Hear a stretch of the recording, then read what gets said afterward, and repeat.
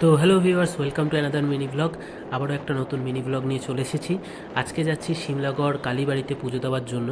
তো যাওয়ার পথে এই যে এই রাস্তাটা রয়েছে, এই জায়গাটা আমার খুব ভালো লাগে এই গাছগুলোর জন্য। এগুলোকে কী গাছ বলে আমি জানি না, কেউ যদি জানেন কমেন্ট বক্সে অবশ্যই জানাবেন কমেন্ট করে। আমি ভেবেছিলাম পরবর্তীকালে যদি কখনো এখান থেকে যাই এই জায়গাটা ক্যাপচার করে আপনাদের সাথেও শেয়ার করবো, সেই জন্যই করা।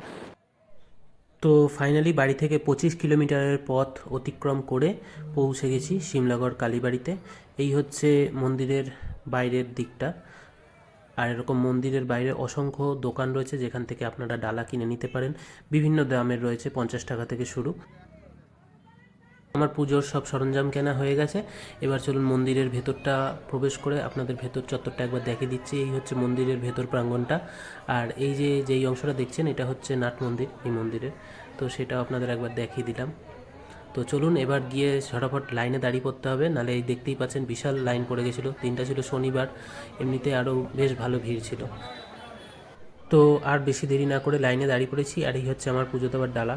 আর এখানে আগে নরবলি দেওয়া হতো, এখন সেসব অতীত। এই হচ্ছে মায়ের মূর্তি, দেখতেই পাচ্ছেন এই যে সামনে।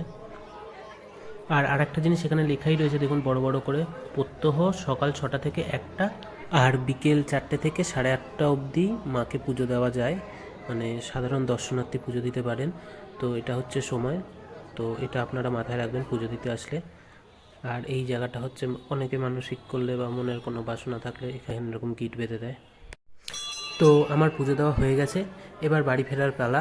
তো ভিডিওটা কেমন লাগলো অবশ্যই জানাবেন। যদি ভালো লেগে থাকে অবশ্যই একটা লাইক করবেন আর কমেন্ট বক্সে আপনার মতামত জানাবেন। তো দেখা হবে আবার পরবর্তী কোনো এক ভিডিওতে। ততক্ষণের জন্য টাটা।